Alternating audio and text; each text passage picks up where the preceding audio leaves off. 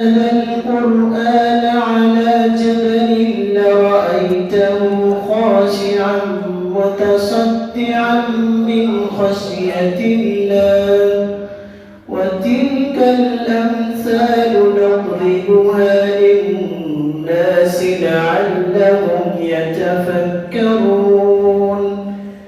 هو الله الذي لا إله إلا هو عالم الغيب والشهادة هو الرحمن الرحيم هو الله الذي لا إله إلا هو الملك القدوس السلام المؤمن المهيمن العزيز الجبار المتكبر سبحان الله عما يشركون هو الله الخالق البارئ المصور له الأسماء الحسنى يسبح له ما في السماوات والأرض وهو العزيز الحكيم. السلام عليكم.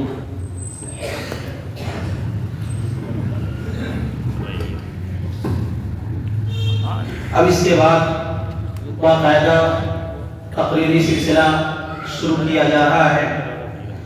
پہلے مقرر ہیں فضلۃ الشیخ مولانا سید الرحمان غازی حفظ اللہ استاذ جامعۃ الفلاح بلدیہ گنج.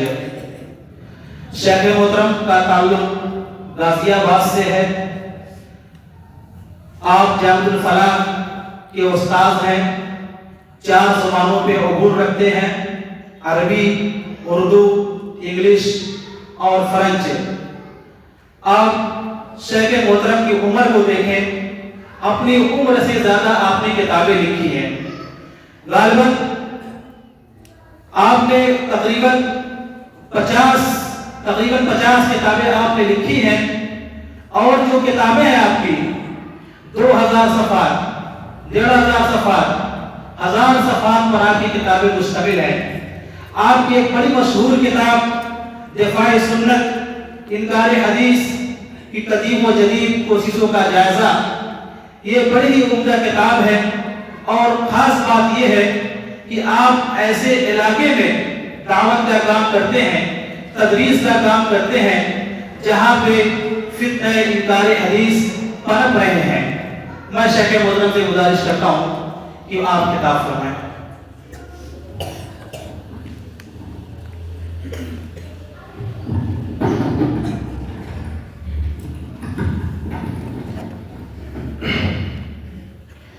الحمد لله رب العالمين والصلاة والسلام على محمد بن عبد الله الأمين وعلى آله وصحبه أجمعين ومن تبعهم بإحسان ودعا بدعوته إلى يوم الدين. وبعد، فقد قال الله تبارك وتعالى في القرآن المجيد والفرقان الحميد: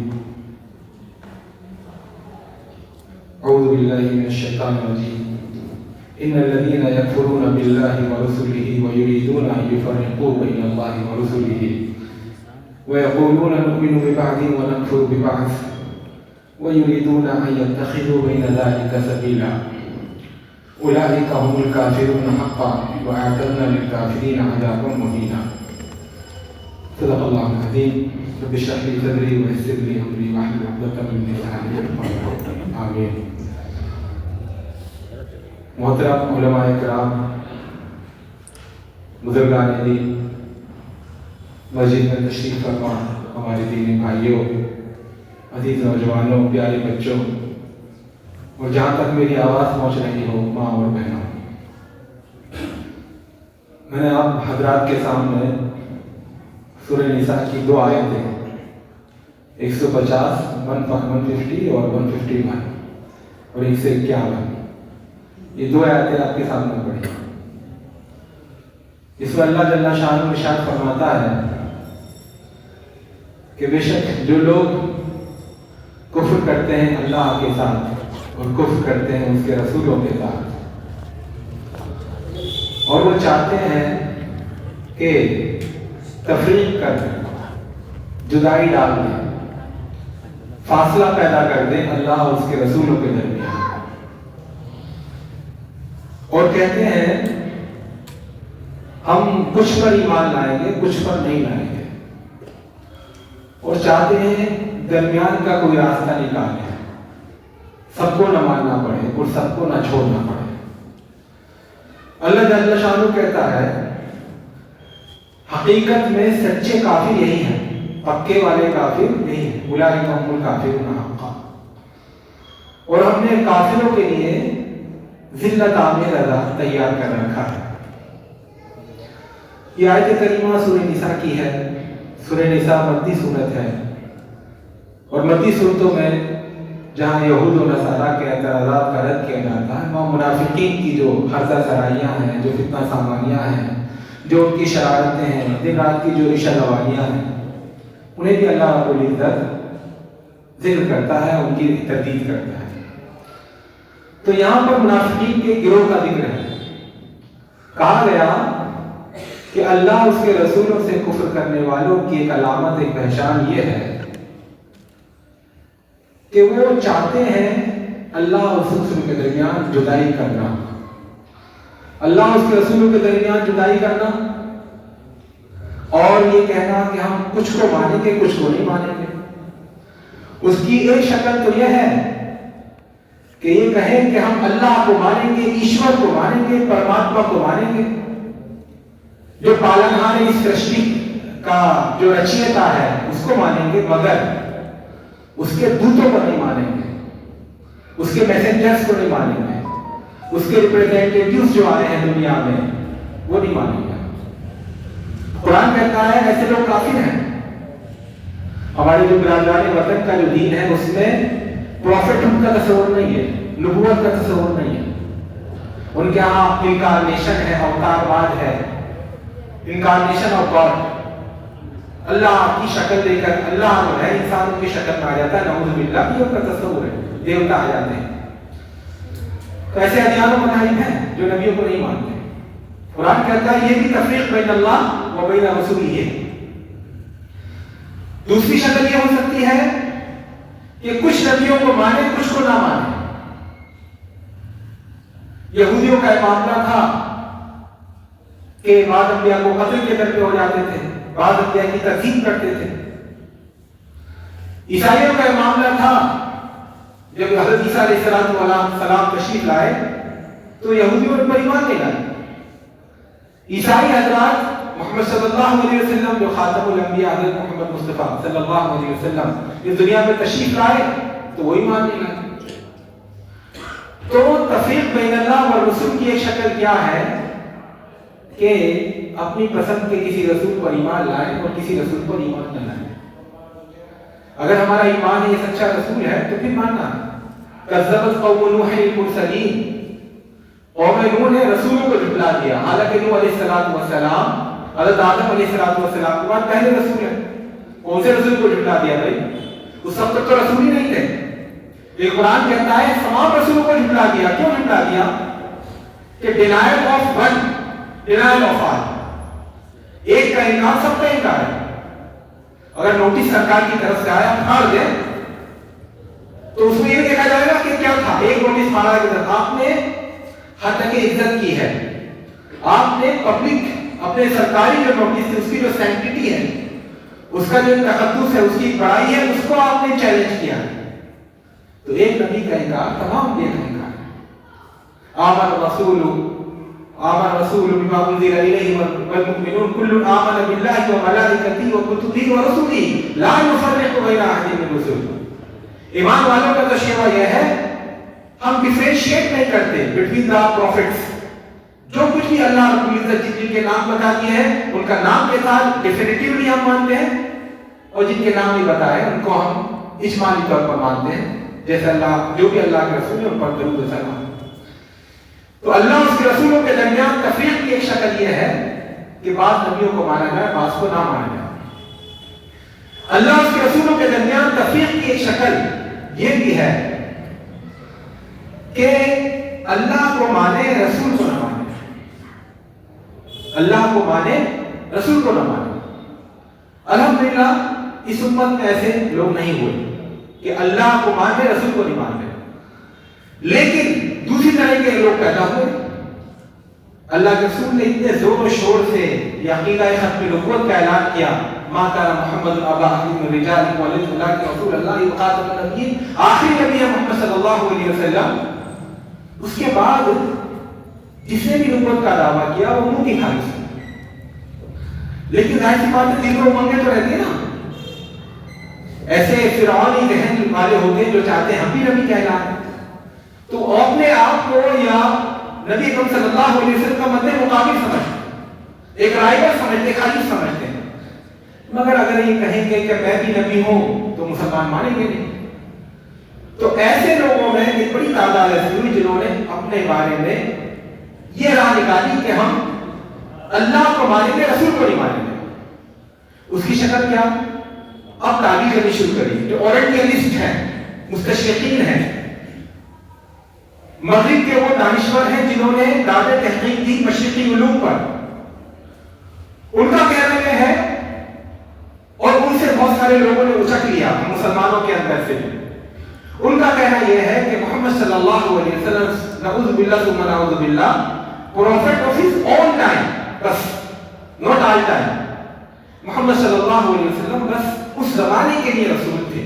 لقد کان لکم فی رسول اللہ اسوۃ حسنہ, بیسٹ ایگزامپل صرف اس زمانے کے مومنوں کے لیے ہے, اب نہیں ہے, اب نہیں ہے. وہ اس زمانے کے لیے خاص ہے. خذ من اموالہم صدقۃ تطہرھم بہا وتزکیہم, اور ان کے مالوں سے صدقہ لو تاکہ ان کے لیے وصلی علیہم ان صلاتک سکن لہم. اس طرح کی آیات انہوں نے پیش کری کہ محمد صلی اللہ علیہ وسلم ہمارے لیے اسوہ و نمونہ نہیں ہے, ہمارے لیے بس قرآن کافی ہے. ایسے لوگ بھی ہوئے. تفریق بین اللہ و رسول کے دعوے دار ایسے لوگ بھی ہوئے جنہوں نے کہا محمد صلی اللہ علیہ وسلم ہر زمانے کے لیے رسول تھے, مگر بدقسمتی سے اللہ کے رسول کی تعلیمات محفوظ نہیں رہ سکی. لیکن اگر کوئی یہ کہتا ہے کہ اللہ کے رسول تھے ہمیشہ کے لیے, تو وہ لیکن ہم لوگ اس وقت محفوظ نہیں ہے, تو وہ انکار کر رہا ہے قرآن کی بہت ساری آیتوں کا. قرآن کہہ رہا ہے الیوم اکملت لکم دینکم واتممت علیکم نعمتی ورضیت لکم الاسلام دینا. دین مکمل ہو چکا. کہاں مکمل ہوا؟ ہمارے پاس ڈھنگ کا ایک طریقہ نہیں نماز کیسے پڑھے, ہمارے پاس یہ معلوم کرنے کا کوئی طریقہ نہیں کہ اس دیوالی زندگی کیسے گزارے, کاروبار کیسے کرے. تو قرآن جھوٹ بول رہا ہے. اگر ایسی بات ہے, قرآن سچا ہے تو اس کی سچائی کے ساتھ یہ یعنی کہ انٹر کنیکٹڈ ایک نتیجہ ہے کہ محمد صلی اللہ علیہ وسلم کا ماڈل موجود ہے آج. انا نحن نزلنا الذکر وانا له لحافظون, ہم نے یہ ذکر اتارا ہے. لوگ کہتے ہیں قرآن کا نام ہی نہیں ہے بھائی. اللہ رب العزت نے قرآن کی گارنٹی نہیں لی, گارنٹی دی ہے ذکر کی. آپ اس کو تعبیر کریں کہ ہاں ذکر مانے قرآن ہے, لیکن ذکر کا لفظ استعمال کیا اللہ رب العزت نے, اور اللہ رب العزت کی واقعی کمزور نہیں تھی, اس کا ذخیرہ الفاظ کم نہیں تھا. وہ چاہتا تو انا نحن نزلنا القرآن وانا له لحافظون. یہ ذکر کیوں کہا؟ ابھی مئو میں کہیں مکان بن رہا ہے, کھدائی ہوئی, اس میں ایک تختی نکلی لوہے کی یا لکڑی کی یا پتھر کی, اس پر کچھ حروف بنے ہوئے تھے. وہ حروف کی زبان میں یہ کوئی پڑھ نہیں پا رہا. تو تختی محفوظ ہے, وہ لکھا ہوا محفوظ ہے, مگر وہ ذکر نہیں ہے, انڈرسٹوڈ نہیں ہے, وہ قابل فہم نہیں ہے. تو وہ ذکر نہیں ہے. وہ پڑھی جانے والی چیز ہو سکتی ہے, وہ تحریر ہو سکتی ہے, مگر ذکر کے لیے ضروری ہے کہ وہ قابل فہم بھی ہو. تو اللہ رب العزت جب یہ کہہ رہا ہے کہ ہم نے قرآن کی حفاظت کا ذمہ لیا, تو قرآن جو ماڈل پیش کرتا ہے, قرآن کا جو عملی نمونہ, اس کی حفاظت کا ذمہ بھی اس میں شامل ہے. ایسا نہیں ہے کہ قرآن کی حفاظت کا ذمہ نہیں, قرآن کے بیان کا حفاظت کا ذمہ بھی اللہ رب العزت نے لیا ہے. اور پھر اسی ذکر کے بارے میں اللہ رب العزت فرماتا ہے وَأَنزَلْنَا إِلَيْكَ الذِّكْرَ لِتُبَيِّنَ لِلنَّاسِ مَا نُزِّلَ إِلَيْهِمْ وَلَعَلَّهُمْ يَتَفَكَّرُونَ. اے محمد, ہم نے یہی ذکر, یہ لفظ وہیں یہاں پر آیا. جو منکرین حدیث ہیں ڈھکے چھپے, وہ بہت پیش کرتے ہیں بات کو کہ قرآن کی حفاظت کا ذمہ لیا ہے, حدیثوں کی حفاظت کا ذمہ نہیں لیا. یقیناً نہیں لیا, مگر حدیث باہر کہاں ہے قرآن سے؟ قرآن ٹیکسٹ ہے، حدیث اس کا ایکسپلینیشن ہے. تو ٹیکسٹ وداؤٹ ایکسپلینیشن سمجھ میں نہیں آ سکتا. اس کا ذمہ اور یہ ایکسپلین کرنے کی ذمہ داری اللہ رب العزت نے خود دی اپنے رسول کو، یہ ہماری دی ہوئی نہیں ہے.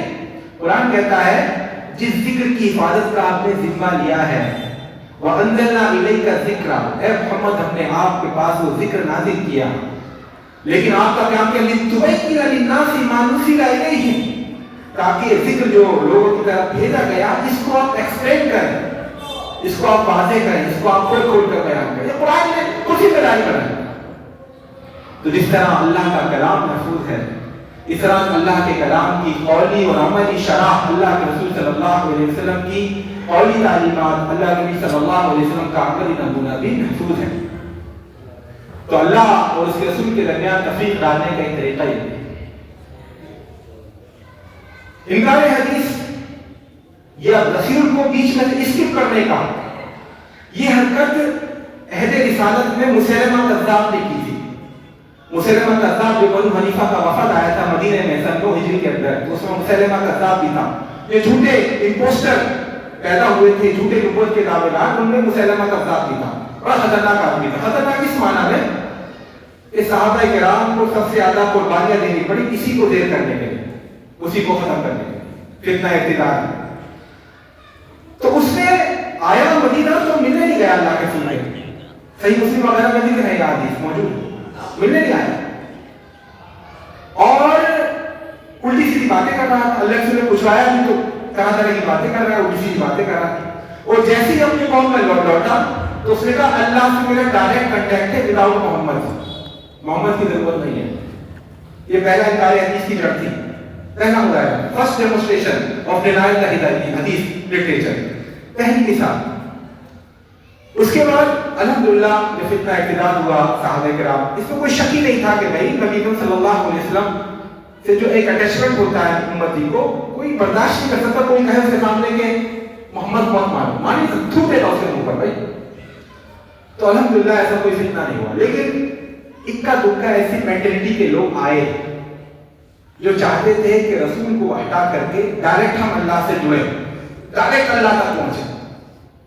علامہ ابن عبد البر نے جامع بیان العلم وفضلہ میں واقعہ ذکر کیا حضرت عمران بن حسین رضی اللہ تعالی عنہ، اللہ کے رسول کے جلیل القدر صحابی، حدیث سنانے سے ایک صاحب آئے، کہا حدثونی عن اللہ، اللہ کے بارے میں بتاؤ. رسول ولا تحدثوا عن غیر اللہ، اللہ کے علاوہ کسی کی اور کی باتیں نہ کرو. حدیث بیان کر رہے تھے. عام گفتگو میں یہ بات کہتا چل جاتی، لیکن ایک آدمی حدیث سنا رہا ہے، اس کو آ کر کہ ارے اللہ کی بات بتاؤ، یعنی کسی اور کی بات چل رہی ہے اب تک. تو اللہ حضرت عمران بن حسین صحابہ کرام عام طور پر غصہ نہیں ہوتے. غصہ ہوگا انک رجل احمق، تم بیوقوف انسان، پاگل ہو تم، ارے اللہ کے رسول کے ذریعے تو ہم نے دین ملا ہے. پھر اس کو ڈانٹا. تو ایک کا دکا اس طرح کی مثالیں ملتی رہی. لیکن جب حضرت عثمان رضی اللہ تعالی عنہ خلیفہ ثالث امیر المومنین سیدنا عثمان بن عفان رضی اللہ تعالی عنہ، وہ یہ جان لیجیے میرا مطالعہ تو بہت کم ہے، علماء کرام بیٹھے ہیں، کسی صحابی کا نام لے کر جتنی بار جنت کی بشارت دی گئی ہے حضرت عثمان کو، کسی اور کو نہیں دی گئی. یقیناً حضرت ابوبکر بھی اشراف مبشرہ میں شامل ہے، لیکن نام لے کر عثمان ما ظن عثمان ما فعل بعد اليوم، عثمان جو چاہے کرے بادشاہ ہوگا. نام لے کر کے باقاعدہ بار بار جو کہا گیا 4 یا 5 بار، اور عثمان کے بارے میں اللہ کے رسول نے کہا جنت کی بشارت. لیکن بہرحال جب آدمی جری ہو جاتا ہے اللہ کے رسول پر، نبی کی حدیثوں پر، تو کم وقتی جب آتی ہے تو پھر صحابہ کے بارے میں بھی زبانیں کھلنے لگتی ہیں. تو عثمان رضی اللہ تعالیٰ جب شہید ہوئے تو فتنوں کا دور آیا، تو اس میں انکار حدیث پیدا ہوا، ڈائریکٹلی نہیں انڈائریکٹلی. ڈائریکٹلی تو یہ کہ ہم اللہ کے رسول کو نہیں مانتے، ہم اللہ کے رسول کے ارشادات کو نہیں مانتے، ایسا تو نہیں کہا کسی نے. البتہ انڈائریکٹلی کیا کچھ اپنی طرف سے اصول بنا لیے، اور وہ اصول ایسے تھے کہ اگر ان کو پکڑیں گے تو اس کی زد حدیث پر پڑے گی، اللہ کے رسول کے رول ماڈل پر پڑے گی. اس میں پہلا جو فرقہ اٹھا جس نے بالواسطہ طور پر حدیثوں کا انکار کیا وہ ہے شیعہ فرقہ. شیعہ ایک بہت بڑی تحریک ہے، اس کے بہت سارے فرقے ہیں. اثنا عشری ہمارے ہاں پائے جاتے ہیں، اسماعیلی ہیں اور دروز ہیں اور امامی ہیں، بہت سارے ہیں، ایک لمبی فہرست ہے. البتہ شیعوں کا جو اصول ہے وہ بنیادی یہ ہے کہ کہ اللہ کے نبی صلی اللہ علیہ وسلم کی وفات ہوئی تو نعوذ باللہ تمام صحابہ کرام مرتد ہو گئے. بھائی کیا کام کر دیا صحابہ کرام نے؟ کیا جرم کر دیا؟ یعنی حضرت علی پر بیٹھنے کے لیے یہ جرم کر دیا. سارے صحابہ مرتد ہو گئے. جب سارے صحابہ کو مرتد مان لیتے ہیں، یہ لکھا ان کی کتابوں میں، لکھا ان کی کتابوں میں، جب سارے صحابہ کو مرتد مان لیں گے، اب ہم تک حدیث کس نے پہنچائی؟ بلغوا عنی ولو آیۃ، اس حکم کو کس نے عمل کیا؟ نظر اللہ عمران سمیع مقالتی فابلغا کما سمعها، یہ کس نے؟ اس صحابہ کرام نے کیا. جب اس کڑی کو آپ ختم کر دیں گے تو بس ختم میں گیپ ہو گیا. اللہ کے رسول نے جو کچھ کہا اور ہمارے اور اللہ کے رسول کے بیچ میں صحابہ کرام کی کڑی ہے، واسطہ اس کو ختم کر دیے، انکار حدیث ہو گیا. اس لیے آپ آج بھی دیکھیں گے جو لوگ صریحا ہمت نہیں کر پاتے حدیثوں کے انکار کی، وہ سب سے پہلے نشانہ ساتھتے ہیں صحابہ کرام، کیونکہ صحابہ کرام کو لنک ہے، وہ ٹوٹ گیا، ختم، آپ کا رشتہ ختم. اس لیے قربان جائیے ہمارے علماء کرام پر کہ انہوں نے سارے فرقوں کا مطالعہ کیا، سارے فرقوں کا، اور پھر اپنا نام رکھا اہل سنت والجماعت. نام رکھا کیا؟ اہل سنت والجماعت. تمام فرقے جو بھی ہیں وہ سب ان دو بنیادوں پر آ کر ہم سے الگ ہو جاتے ہیں. پہلی بنیاد کیا ہے؟ ہم اللہ کے رسول کی سنت کو تسلیم کرتے ہیں ایز اے ماخذ، as a source of legislation, قانون تشریع، قانون سازی کا ایک ماخذ کے طور پر اللہ کے رسول کے ہم ماڈل کو مانتے ہیں. کچھ لوگ انکار کرتے ہیں، کوئی دان کرتے ہیں، کوئی اماموں کو مانتا ہے، کوئی کچھ اور کرتا ہے، لیکن ہم اللہ کے رسول کو درجہ دیتے ہیں.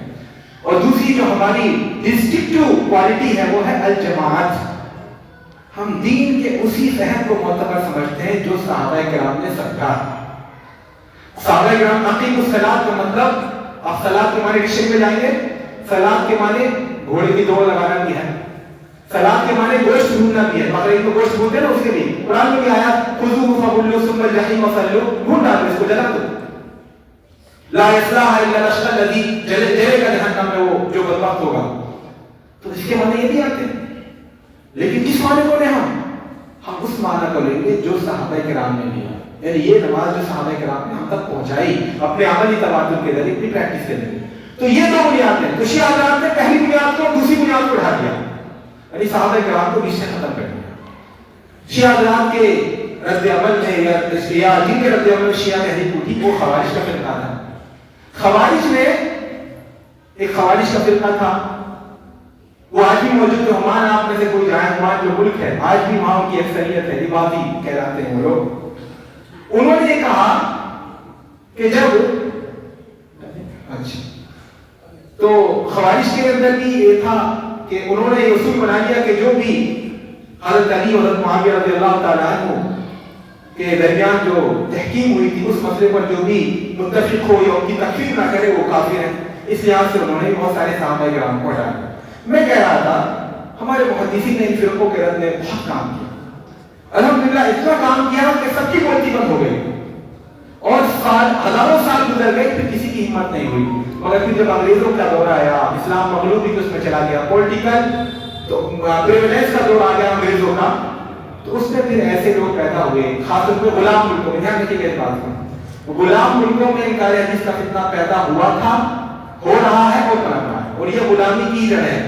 جو قوم کی غلام ہوتی ہے وہاں پر ایسے لوگوں کی باتیں لبھاؤنی لگتی ہیں کہ سود تو کھانا ہے، سود کے بغیر کام نہیں چل رہا، اور سارے لوگ منع کر رہے ہیں سود حرام ہے، غامدی صاحب کہہ رہے ہیں سود جائز ہے بیٹھ کر، تو ان کو لوگ پکڑیں گے، تو یہ اچھی بات ہے. اگر اسلامی نظام ہوگا تو کوئی مسئلہ نہیں ہے، لیکن اسلامی غیر اسلامی نظام میں رہنے والوں کے یہاں یہ بڑا مسئلہ ہوتا ہے. تو جب ہزاروں سال کے بعد پھر یہاں پر ہندوستان میں اور پھر مصر میں انکار حدیث کا فتنہ برپا، جیسے کہ ہمارے برادروں نے ظاہر کیا تھا کہ عبداللہ چکرانی صاحب، سر سید احمد صاحب اور دیگر لوگ، یہ بھی لوگوں نے اللہ ان کے ساتھ ایسا معاملہ کیا جیسے وہ مستحق ہیں، وہ جا چکے دنیا سے، لیکن عبداللہ چکرانی لوگوں نے صاف صاف انکار کیا کہ ہم نہیں مانتے حدیث کو. اب الحمدللہ وہ دور تو چلا گیا. میں 2-3 منٹ میں اپنی بات ختم کروں گا. اب وہ دور چلا گیا کہ صاف صاف کوئی کہے کہ میں نہیں مانتا. اس وقت جو دور چل رہا ہے وہ ہے مختلف بہانوں کے ذریعے حدیثوں کے انکار کا. حدیثوں کے انکار کی ایک شکل جو آج ہے، میں سوچا تھا تھوڑا تفصیل سے بات کروں، وقت نہیں ہے. حدیثوں کے انکار کی ایک شکل تو آج کے لیے چل رہی ہے کہ عقل کے خلاف. تو بھائی کس کی عقل؟ عقل نام کی کوئی چیز دنیا میں ہے نہیں. یہاں دنیا میں جو عقل ہے، میری عقل ہے، آپ کی عقل ہے، فلاں کی عقل ہے، اللہ کی، کس کی عقل؟ آج ہم جس چیز کو ہم ہنستے ہیں وہ افریقہ کے لوگ اس کو کرتے ہیں، افریقہ کے لوگ جس چیز پر ہنستے ہیں عرب کے لوگ اس کو کرتے ہیں. تو کس چیز کی عقل؟ تو انسان ہوتا کیا ہے اپنی پسند اور ناپسند کو عقل سمجھ لیتا ہے. تو عقل کے بارے میں کوئی کنفرم ہو نہیں ہے. دوسرا ہے کہ قرآن میں ہم پڑھتے ہی رہیں گے, قرآن کے خلاف کوئی حدیث ہوگی, بھائی یہ کون طے کرے گا قرآن سے آپ جو سمجھ رہے ہیں وہ صحیح سمجھ رہے ہیں؟ ایک طرف آپ کا سمجھنا ہے, ایک طرف رسول کا سمجھنا ہے, رسول کا سمجھنا جو حدیث میں ہے تو ہم رسول کے سمجھنے کو ترجیح دیں گے نہ کہ آپ کے سمجھنے. اور انکار حدیث کی ایک شکل یہ بھی ہے جو آج کل چل رہی ہے بہت ہی خفیہ انداز میں, کہ جس موضوع پر اللہ کے رسول نے بیان کیا ہے, جیسے میں وضو کے بارے میں بات کرنے کھڑا ہوا کہ وضو کے فضائل کیا ہیں, وضو کی عظمت کیا ہے, وضو کے بارے میں اللہ کے طریقہ بھی بتایا ہے, آپ کے ارشادات بھی ہیں, اس کے فضائل بھی گنائے ہیں. تو میں جو اپنی پوری گفتگو کروں اس میں اللہ کے رسول کا ذکر ہی نہ ہے. قرآن کی آیت سائنٹیفک اس کے فائدے بتاؤں, اس کا یہ ہوتا ہے, اس کا یہ طریقہ, لیکن اللہ کے رسول کا نام نہ لوں, آپ کی احادیث ذکر کروں. یہ طریقہ آج کل بہت زیادہ رائج ہے. آپ دیکھیں گے بہت سارے یوٹیوبرس ہیں, بہت سارے اوریٹرس ہیں, بہت سارے بولنے والے ہیں, لمبی لمبی تقریر کریں گے مگر اسی موضوع پر خاص اسی شک کے بارے میں اللہ کے رسول کے ارشادات موجود ہیں, آپ کی زندگی کا عملی نمونہ موجود ہے, صحابہ کرام کی زندگی کے واقعات موجود ہیں, مگر ان کی زبان پر نہیں ہے. تو ایسے میں ہمارے نوجوانوں کو خاص طور پر ہوشیار رہنے کی ضرورت ہے کہ دیکھیے یہ قذاق ہیں, یہ ڈاکو ہیں, رہزن ہیں جو آپ کے ایمان پہ ڈاکہ ڈالنا چاہتے ہیں.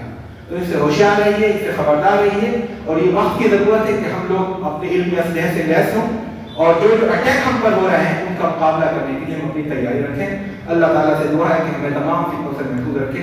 اللہ تعالیٰ ہمیں اپنے دین و ایمان کی فکر کرنے کی توفیق دے, اپنی زندگی کو اسلام کے مطابق ڈھالنے کی توفیق دے. اقول قولی ھذا واستغفر اللہ لی ولکم ولسائر المسلمین فاستغفروہ انہ هو الغفور الرحیم. ہمارے درمیان جناب اربن صاحب بھی تشریف فرما ہے. الفاروق آرگنائزیشن کی جانب سے ہم ان کا خیر مقدم کرتے ہیں.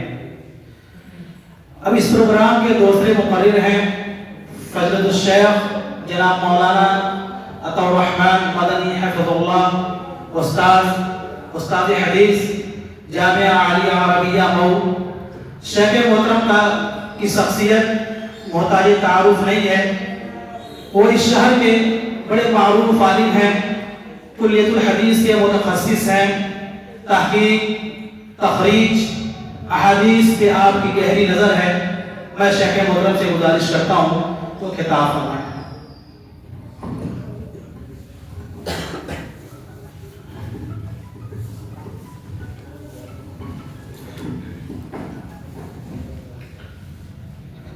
السلام علیکم ورحمۃ اللہ وبرکاتہ.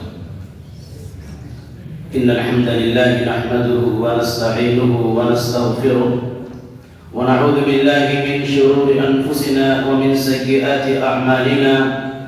من يهده الله فلا مضل له ومن يضلل فلا هادي له, واشهد ان لا اله الا الله وحده لا شريك له واشهد ان محمدا عبده ورسوله.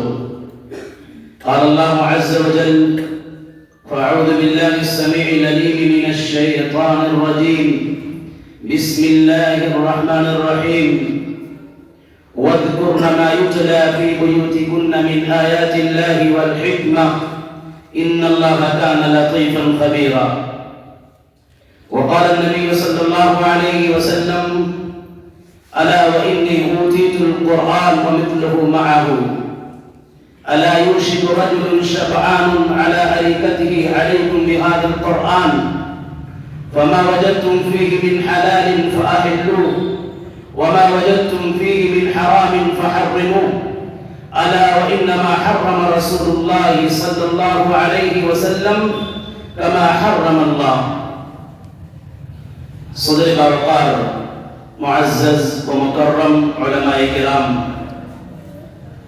و جملہ سامعین اور سامعات, اللہ رب العالمین کے آخری نبی جناب محمد رسول اللہ صلی اللہ علیہ وسلم کی رسالت کی شہادت اور اعتراف و اقرار کا تقاضا یہ ہے کہ اللہ کے رسول صلی اللہ علیہ وسلم کو یقین کامل کے ساتھ آخری آخری نبی اور آخری رسول تسلیم کیا جائے۔ اور آپ صلی اللہ علیہ وسلم نے جن کلام و اخبار کے تعلق سے امت کو آگاہ کیا، امت کے سامنے جو احادیث اور سنن پیش کیا، اسے بلا چوچرا، بلا کسی لیت و لعل کے من وعن ویسے ہی تسلیم کیا جائے جس طریقے سے صحابہ کرام رضوان اللہ تعالی علیہم اجمعین نے تسلیم کیا تھا۔ چاہے وہ حدیث، چاہے وہ سنت ہماری اپنی عقل کے موافق ہو یا نہ ہو، ہمارے اپنے تجربات، ہمارے اپنے مشاہدات کے چاہے منافی ہو یا متصادم ہو، ہر صورت میں اللہ کے نبی صلی اللہ علیہ وسلم کی زبان سے نکلے ہوئے ایک ایک حدیث، ایک ایک سنت کے سامنے سر تسلیم خم کر دینا چاہیے، کیونکہ اللہ کے نبی صلی اللہ علیہ وسلم کی ہر بات وحی کی بنیاد پر ہوتی ہے۔ نبی صلی اللہ علیہ وسلم اپنی جانب سے کبھی کچھ نہیں بیان کرتے، بلکہ بیان کرنے کی صورت میں اگر نبی نے اپنے مرضی سے بیان کرنے کی کوشش بھی کی تو اللہ رب العالمین نے نبی صلی اللہ علیہ وسلم کی یہ وعید سنائی، وَلَوْ تَقَوَّلَ عَلَيْنَا بَعْضَ الْأَقَاوِيلِ لَأَخَذْنَا مِنْهُ بِالْيَمِينِ ثُمَّ لَقَطَعْنَا مِنْهُ الْوَتِينَ۔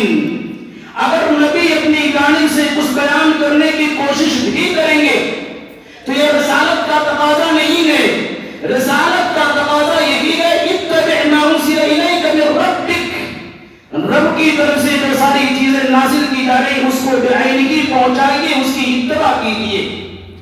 اگر اللہ کے نبی صلی اللہ علیہ وسلم اپنی جانب سے کوئی بات نقل کرتے ہیں تو اللہ رب العالمین نے وعید سنائی کہ ہم داہنے ہاتھ سے پکڑ کر کے آپ کے شہر کو کاٹ دیں گے۔ یہ نبی صلی اللہ علیہ وسلم کے ساتھ اللہ رب العالمین وعید سنا رہا ہے، جو اس بات کا تقاضا ہے کہ اللہ کے نبی صلی اللہ علیہ وسلم کی زبان سے نکلا ہوا ہر لفظ منصب رسالت یا رسالت کے پلیٹ فارم سے آیا ہوا ہر حدیث، آئی ہوئی ہر سنت ویسے ہی تسلیم کیا جائے جیسے صحابہ کرام نے تسلیم کیا ہے۔ اس لیے کہ اللہ کے نبی صلی اللہ علیہ وسلم اگر کسی چیز کے تعلق سے نام کہہ دیتے ہیں تو قیامت کی صبح تک وہ چیز ہمیشہ کے لیے مشروع ہو جاتی ہے، اور اگر اللہ کے نبی صلی اللہ علیہ وسلم کسی چیز کے تعلق سے کہہ دیتے ہیں لا، قیامت کی صبح تک وہ چیز حرام ہوگی، عزیزان گرامی غیر مشروع ہوگی۔ اسی لیے بخاری والا کی اس روایت کے اندر آپ دیکھیں ایک صحابی رسول اللہ کے نبی صلی اللہ علیہ وسلم کی خدمت میں پہنچے اور کہا اے اللہ کے نبی صلی اللہ علیہ وسلم نے فرمایا یا ایھا الناس، اے لوگوں تمہارے اوپر حج فرض ہے، تم حج کرو۔ ایک صحابی رسول نے سوال کیا افی کل عام یا رسول اللہ، اے اللہ کے رسول کیا ہر سال حج کرنی ہے؟ آپ صلی اللہ علیہ وسلم خاموش رہے، 3 بار آپ کے سامنے اس سوال کو پیش کیا گیا اور تینوں بار آپ نے خاموشی اختیار کی۔ اس کے بعد چوتھی مرتبہ آپ نے فرمایا اگر تمہارے سوال کے جواب میں کہہ دیتا نعم لا وجبت ولا استطعتم، تو ایسی صورت میں حج ہر سال تمہارے اوپر فرض ہو جاتی اور میری امت کے اندر اس لیے استطاعت نہیں ہوتی کہ ہر سال حج کر سکے۔ عزیزان گرامی، یہ ہے نبی کی اہمیت اور یہ ہے نبی کی رسالت۔ نبی کی رسالت کو ہمیشہ کے لیے اللہ رب العالمین نے واجب الاتباع قرار دے دیا۔ آپ کی منصب رسالت یا رسالت کے پلیٹ فارم سے آیا ہوا ہر حکم ہمیں ویسے ہی ماننا ہے جیسے صحابہ کرام نے مانا ہے۔ اسی لیے اللہ کے نبی صلی اللہ علیہ وسلم نے امت صحابہ کرام کے درمیان حدیث کو بیان کرتے ہوئے فرمایا کہ یہودیوں کے جو فرقے تقسیم ہوئے تھے، میرے امت میں 72 فرقے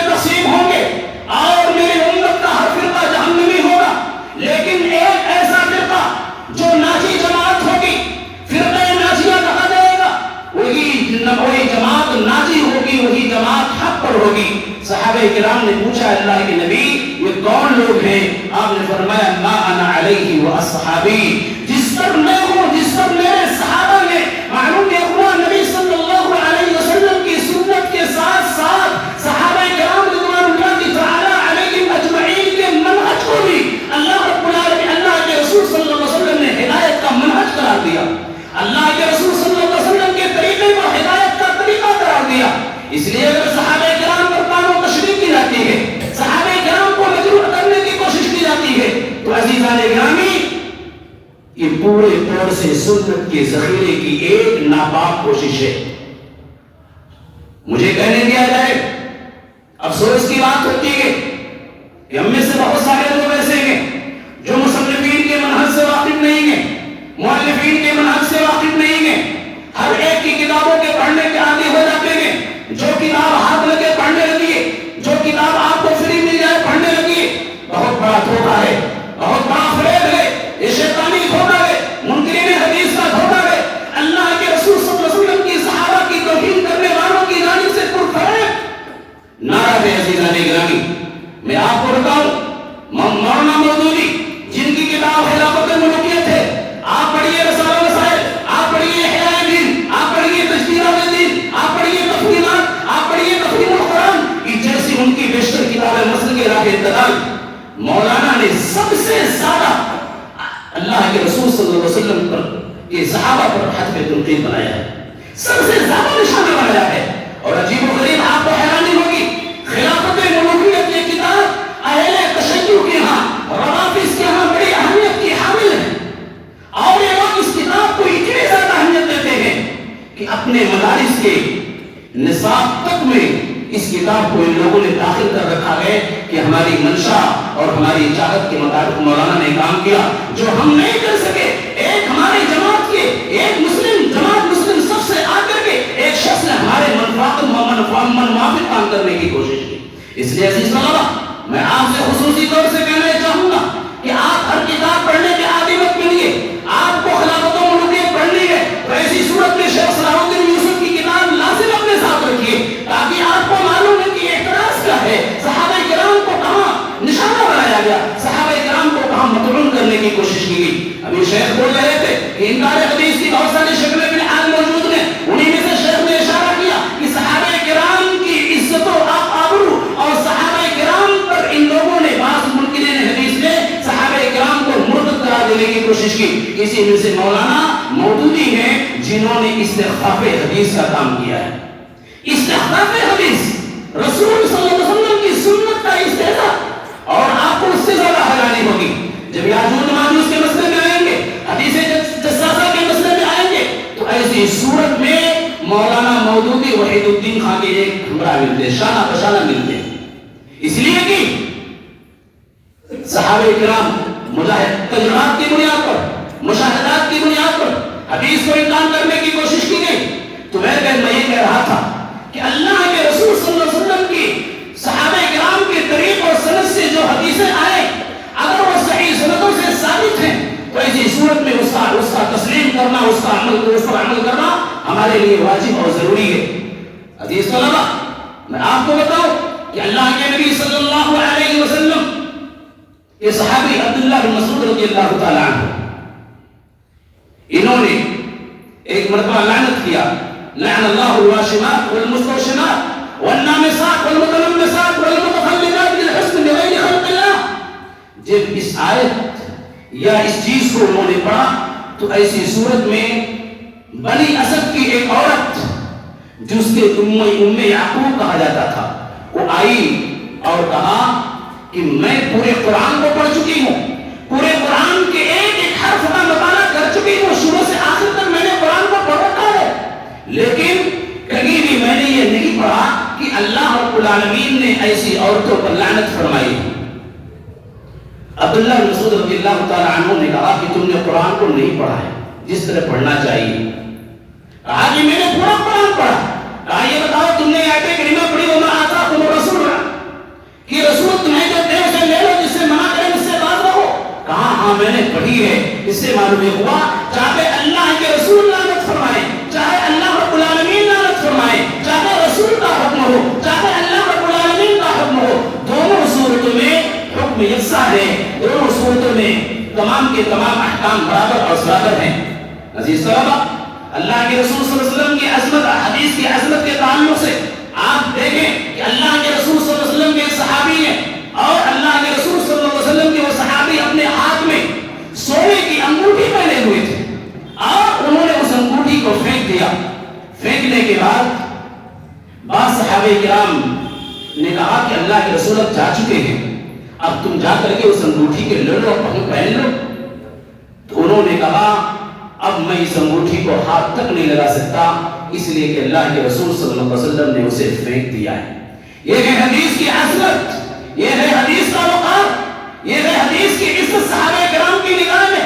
اسی لیے صحابہ کرام کے کسی حدیث پر عمل کرنے کے لیے کبھی بھی تردد اور تعامل کا معاملہ نہیں آیا۔ عمر بن خطاب رضی اللہ تعالی عنہ حضرت اسود کے بوسہ دینے کی بات آئی، انہوں نے برداشتہ کہا انی اعلم انک حجر لا تضر ولا تنفع ولولا انی رأیت رسول اللہ صلی اللہ علیہ وسلم یقبلک ما قبلتک۔ نبی نے کیوں بوسہ دیا، کیسے بوسہ دیا، ہمیں اس سے کوئی مطلب نہیں، نبی نے تجھے بوسہ دیا ہے اس لیے میں بھی بوسہ دوں گا۔ یہ ہے صحابہ کرام کے ہاں سنت پر عمل کرنے کا مزاج اور سنت پر عمل کرنے کا شوق کہ صحابہ کرام کس قدر مشتاق رہا کرتے تھے۔ امام مالک رحمۃ اللہ علیہ کو آپ دیکھیں، صحابہ کرام کی زندگی میں بیشتر مثالیں آپ کو ملیں گی، خاص طور سے امام شافعی اور ابن سیرین کہتے ہیں کہ عبداللہ بن مسعود رضی اللہ تعالی عنہ کے تعلق سے کہ عبداللہ بن مسعود رضی اللہ تعالی عنہ جو حدیث کو بیان کرتے تھے تو ان کا چہرہ پورے طور سے کانپنے لگتا تھا مارے ڈر کے کہ رسول کی حدیث کو بیان کر رہا ہوں، اور رسول کی عظمت اور رسول کی حدیث کی عظمت کس قدر احساس کرتے تھے، کانپنے لگتے تھے کہ رسول کی حدیث بیان کر رہا ہوں۔ اسی لیے عبدالرحمن بن لیلہ رحمہ اللہ کہتے ہیں کہ میں نے زید بن ارقم رضی اللہ تعالی عنہ سے کہا حدثنا عن رسول اللہ، اللہ کے رسول کی حدیث بیان کرو۔ زید بن ارقم رضی اللہ تعالی عنہ نے کہا کبرنا ونسینا، ہم تو بوڑھے ہو چکے ہیں، بہت ساری حدیثیں بھول چکے ہیں، والحدیث عن رسول اللہ صلی اللہ علیہ وسلم الشدید، اور رسول کی حدیث کو بیان کرنا کوئی آسان کام نہیں، بہت مشکل کام ہے۔ یہ ہے صحابہ کرام کے ہاں معیار، صحابہ کرام کے ہاں وقار، صحابہ کرام کے ہاں حدیث کی عظمت اور اہمیت۔ امام مالک رحمۃ اللہ علیہ حدیث کا درس دینے کے لیے آئے ہیں، حدیث کا درس دینے کے لیے جب آتے تھے امام مالک رحمۃ اللہ علیہ باقاعدہ وہ وضو کیا کرتے تھے جیسے نماز کے لیے وضو کیا جاتا ہے، بہترین قسم کا لباس زیب تن کرتے تھے، خوشبو لگاتے تھے، داڑھی میں کنگھی کرتے تھے۔ ان سے کہا گیا علی آپ اتنا زیادہ اہتمام اللہ کے رسول کی حدیث کے لیے کر رہے ہیں، وضو کر رہے ہیں، بہترین لباس کر رہے ہیں، معطر ہو رہے ہیں۔ امام مالک رحمۃ اللہ علیہ نے کہا اؤقر حدیث رسول اللہ صلی اللہ علیہ وسلم، میں رسول صلی اللہ علیہ وسلم کی حدیث کا احترام کر رہا ہوں، عزت کر رہا ہوں۔ کیا تم لوگوں نے اگر تم لوگوں نے محمد بن منکدر کو دیکھا ہوتا تو جب بھی اللہ کے رسول کی کوئی حدیث بیان کرتے وہ رونے لگتے تھے اور اپنے چہرے کو آسمان کی طرف کر لیا کرتے تھے۔ یہ ہے جعفر بن محمد، سعید بن مسیب، بیشتر تابعین کے ہاں آپ اللہ کے رسول صلی اللہ علیہ وسلم کی حدیث کے تعلق سے ہی عظمت ہی وقار دیکھیں گے، لیکن بدقسمت ہیں وہ لوگ جو اللہ کے رسول صلی اللہ علیہ وسلم کی حدیث کا انکار، چاہے شبہے کی بنیاد پر، چاہے شبہوں و شبہات کی بنیاد پر، چاہے حدیث کی غلط تعبیریں کر کے حدیث کا غلط معنی پہنانے کے لیے، یا اللہ کے رسول صلی اللہ علیہ وسلم کی حدیث کا وہ مفہوم بیان کرنا جو صحابہ کرام نے نہیں بیان کیا ہے، ایسی تمام کی تمام شکلیں انکار سنت کی شکلیں ہیں اور انکار سنت کی جدید شکلیں ہیں۔ آج بہت سارے بردست حضرات، بہت سارے ایسے لوگ ملیں گے آپ کو جو اپنے فہم کے مطابق، اپنی سمجھ کے مطابق حدیث کا مفہوم بیان کرتے ہیں، کہتے ہیں میری سمجھ یہ ہے، سلف صالحین کی سمجھ، صحابہ کرام کی سمجھ جو ہے اسی سمجھ کو تسلیم کیا جائے گا۔ اسی لیے اللہ کے رسول نے کہا تھا ما انا علیہ واصحابی، یعنی آپ نے اس حدیث کے اندر اس بات کی اطلاع دی آج جو جماعت ہے ہمیشہ یہ جماعت ایسے نہیں رہے گی، اس جماعت میں مسلمانوں کی جماعت میں اختلاف آئے گا، انتشار آئے گا، اختلاف آئے گا، فرقے پیدا ہوں گے، لیکن ان فرقوں میں صحیح فرقہ وہی ہوگا، ان جماعت میں سب سے سچی جماعت جو ہوگی جو صحابہ کرام کے منہج اور طریقہ کار پر ہوگی۔ عزیز طلبہ، میں آپ کو بتاؤں حدیث پر یا حدیث کو عقلی کسوٹی یا عقل پر توڑنے کے لیے بہت سارے سید احمد جیسے لوگ جنہوں نے شفاعت کا انکار کر دیا، صراط کا انکار کر دیا، یاجوج ماجوج کا انکار کر دیا، دجال کا انکار کر دیا، عذاب قبر کا انکار کر دیا، فرشتوں کا انکار کر دیا، بیشتر چیزوں کا انکار کر دیا، اور صرف اس بنیاد پر کہ ہمارے تجربے اور مشاہدات کی روشنی میں صحیح نہیں ہے، ہمارے عقل کے مطابق یہ کھڑے نہیں اترتے ہیں۔ عقل جہاں بھی آئے گی وہ گمراہی لائے گی، اس لیے کہ شریعت مطہرہ اس لیے کہ جو بھی چیز اس لیے کہ ہمیشہ عقل وحی کے تابع ہوا کرتی ہے، ہمیشہ عقل وحی کے تابع ہوا کرتی ہے۔ امام ابن تیمیہ رحمۃ اللہ علیہ نے نوح علیہ السلام کے اس واقعے سے بڑا معنی خیز بہت ہی فائدہ مند ایک فائدہ نکالا، وہ یہ ہے کہ نوح علیہ السلام کا بیٹا جب غرق ہو رہا تھا اور نوح علیہ السلام کی کشتی چل رہی تھی، اس وقت نوح علیہ السلام نے یہ کہا تھا آؤ ہماری کشتی میں سوار ہو جاؤ، تم بچ جاؤ گے اور کافروں کے ساتھ نہ رہو۔ بیٹے نے کہا تھا سآوی الی جبل، سآوی الی جبل، یعنی نوح علیہ السلام کا یہ قول یہ نبی کا قول ہے، یہ نبی کا قول ہے، بیٹے کنعان کا قول یہ اس کی عقل ہے۔ امام ابن تیمیہ رحمۃ اللہ علیہ نے کہا کہ جس طریقے سے نوح علیہ السلام کا بیٹا کنعان ڈوب گیا، غرقاب ہو گیا، ایسے ہی اگر حدیث کے مقابلے میں عقل کو لانے کی کوشش کی گئی، عقل کو میزان اور ترازو بنانے کی کوشش کی گئی، تو ایسی صورت میں ایک انسان غرق ہو جائے گا، ایک انسان ڈوب جائے گا۔ اس لیے مختصراً یہ ہے کہ اللہ کے رسول صلی اللہ علیہ وسلم کی حدیث کی عظمت کو سمجھا جائے، رسول کی عظمت کو بیان کیا جائے۔ اس سے پہلے مسجد قمر پر جو پروگرام ہوا تھا اس میں اس موضوع پر بہت تفصیلی گفتگو ہوئی تھی۔ بس اللہ رب العالمین سے دعا ہے کہ الہ العالمین ہم تمام لوگوں کو سنت کا متبع بنائے اور سنت کے لیے ہمیں چلنے کی اور اس کے لیے قربانیاں دینے کی توفیق عطا فرمائے، آمین تقبل یا رب العالمین۔ اقول قولی ھذا واستغفر اللہ لی ولکم ولسائر المسلمین۔ جزاک اللہ خیر۔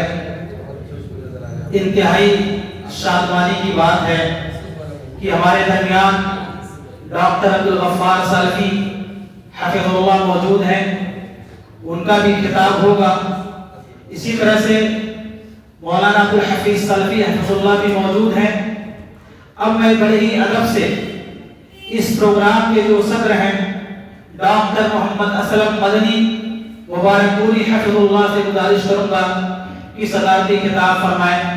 شیخ محترم جامعہ اسلامیہ مدینہ منورہ سے کلیۃ الشریعہ کے متخصص ہیں، کئی کتابوں کے مصنف و مؤلف ہیں، اردو سے عربی، عربی سے اردو، ترجمے میں بڑی مہارت ہے، آپ حدیث کے استاد ہیں۔ شیخ محترم سے گزارش ہے کہ صدارتی خطاب فرمائیں۔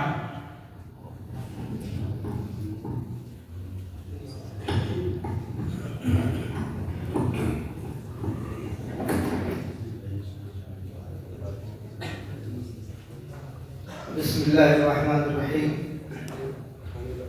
إن الحمد لله نحمده ونستعينه ونستغفره ونعوذ بالله من شرور أنفسنا وسيئات أعمالنا من يهده الله فلا مضل له ومن يضلل فلا هادي له وأشهد أن لا إله إلا الله وأشهد أن محمدا عبده ورسوله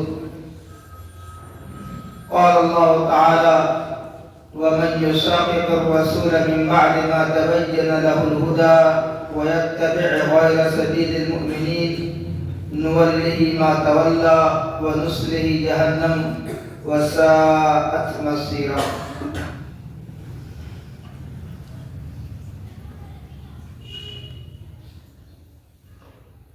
علماء کرام، دینی ملی بھائیوں، بچوں اور پردہ نشین خواتین، آپ سبھی حضرات نے سب سے پہلے مولانا محی الدین غازی صاحب جو انکار حدیث اور اس کی شکلوں کے بیان کرنے کے تعلق سے جو کچھ آپ کے سامنے رکھا، بڑی قیمتی باتیں رکھی۔ اس کے بعد احادیث رسول صلی اللہ علیہ وسلم کی تعظیم، توقیر اور علماء سلف کا اس سلسلے میں کیا طریقہ رہا ہے، اس کے بارے میں حافظ عطاء الرحمن صاحب نے آپ لوگوں کو بڑی اچھی باتیں عطا کی ہیں۔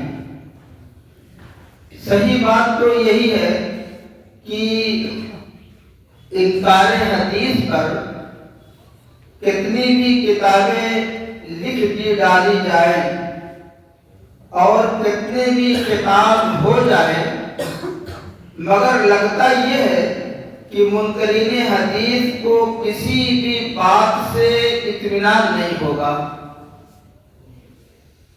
منکرین احادیث میں جیسا کہ آپ لوگوں نے سنا، کچھ تو واضح طور سے نبی صلی اللہ علیہ وسلم کی احادیث کا انکار کرتے ہیں، اور کچھ جزوی طور سے اور کچھ پس پردہ۔ لیکن ان ساری کوششوں کے بارے میں علماء کرام کی متعدد کتابیں بھی ہیں، متعدد رسالے بھی ہیں، اور آپ جس مسجد میں بیٹھے ہوئے ہیں، اس مسجد کے ارد گرد میں جو گھر ہیں، ان گھروں کے اندر یہاں کے جامعہ عالیہ عربیہ کے طلباء عزیز رہتے بھی ہیں اور سابقہ زمانے میں بھی رہتے تھے، اور وہاں کے اساتذہ کرام، اگر میں اس کے قریب کی کوئی تاریخ بیان کروں تو آپ کو تھوڑے سے وقفے میں آپ کو بتاؤں کہ شیخ الحدیث عبید اللہ رحمانی مبارک پوری رحمۃ اللہ علیہ کے والد گرامی جناب مولانا محمد عبدالسلام صاحب، جنہوں نے آپ کہیے کہ دفاع حدیث اور دفاع محدثین کے سلسلے میں بڑا اہم کام کیا، اور ان کی کتاب سیرت البخاری اس تعلق سے بڑی ہی زبردست اور اہم کتاب ہے، آپ جانتے ہوں گے۔ شیخ الحدیث رحمۃ اللہ علیہ کے سالے، اور یہاں ہمارے مولانا نسیم صاحب بیٹھے ہوئے تھے، ان کی اہلیہ کے نانا جناب مولانا عبدالصمد صاحب مبارک پوری، جو جامعہ عالیہ کے اندر 6 سال تک 1938 سے 1942 تک یا 44 تک مدرس رہے ہیں، وہ انکار حدیث پر ان کی کئی کتابیں ہیں، اور اسی علاقے کی جہود اس کے اندر شامل ہے کہہ لیجیے کی۔ وہ مولانا اسلم جہراج پوری، جو مولانا عبدالغفور صاحب کے سلامت اللہ صاحب کے صاحبزادے ہیں، انہوں نے انکار حدیث کے تعلق سے بہت کچھ لکھ ڈالا ہے، اور اتنا کافی لکھا ہے کہ انکار حدیث کی اگر فہرست بنایا جائے تو اس میں اسلم صاحب کو امام ماننا پڑے گا، اتنی کافی جہود ہے۔ ان کی جتنی بھی تحریر اس وقت آتی تھی، آپ کے جامعہ عالیہ کے استاد مولانا عبدالصمد صاحب اس کا مکمل رد لکھتے تھے۔ ان کے ردود اخبار اہل حدیث امرتسر یا اسی طریقے سے اخبار اہل حدیث دہلی کے اندر کبھی کبھی تو 55-56 قسطوں میں چھپے ہیں، اور الحمدللہ یہ ساری قسطیں موجود بھی ہیں، اور ان میں سے کچھ کتابی شکل میں چھپ رہی ہیں اور آئندہ کچھ چھپے گی۔ مولانا نے ان کی جتنی بھی تحریریں انکار حدیث پر ہیں، سب کا باقاعدہ علمی رد لکھا ہے، اور بڑے ہی ادب و احترام کے ساتھ ان کا نام لیتے تھے۔ مولانا جب 1944-45-46 میں जब मदरसा रहमानिया दारुल हदीस गए तो हजरत मौलाना असलम साहब जामिया मिल्लिया के अंदर पढ़ाते थे और इन दोनों आलिमों की मजलिस आपस में हुआ करती थी, गुफ्तगू सुनेल होती थी। वो अपनी बात रखते थे, ये अपनी बात रखते, वो दूसरी दलील से काट करते, ये दूसरी दलील पेश कर देते, तो बड़ी अच्छी बातें हुआ करती थी। वो सारी चीजें भी अल्हम्दुलिल्लाह किताबी शक्ल में आपके सामने आएंगी। मुनकरीन हदीस को हदीस के ताल्लुक से समझाने की मिसाल अगर मैं दूं तो मैं आपको यही बताऊंगा कि हमारे अपने समाज में अगर किसी औरत को 4 शादी की फजीलत से और उसकी अहमियत और फवाइद से काने कर सके, मुतमईन कर सके, तो समझ लीजिए कि मुनकरीन हदीस भी तमाम तरीकों से मुतमईन हो जाएंगे, मगर न ये मुतमईन होंगी, मगर न वो मुतमईन होने वाले हैं। दूसरी चीज ये है कि इनकार हदीस के ताल्लुक से जो 28 नवंबर को बच्चों का मुसाबका हुआ, इसमें जो किताब मुंतखब की गई ये उसी असलम साहब के शागिर्दों से होते हुए जनाब अरविंद आसन इस्लाही साहब तक बात आती है। उनके बारे में हाफिज सलाहुद्दीन यूसुफ साहब की जो किताब आपको मुताले के तौर पर दी गई थी, मौलाना अमीन हसन इस्लाही अपने तारीख व तफसीर के नजरियात की रोशनी में ये किताब थी। अल्हम्दुलिल्लाह बच्चों ने बड़ी अच्छी तैयारी की थी और मुझे इस सिलसिले में मैं 2-4 बात बच्चों को बता दूं कि इतनी मोटी किताब थी और आपके मुताले के लिए हकीकत में वक्त कम मिला था। इसका लिहाज करते हुए मुझे ऊपर जो पर्चा बनाने की जिम्मेदारी डाली गई थी, तो मैंने पहले देखा कि कम से कम कुछ ऐसे सवाल होने चाहिए जो बच्चे आम तौर से या तालिब इल्म आम तौर से क्लासों में सुनते हैं और बहुत सारी चीजें हमारे यहाँ मौजूद भी हैं।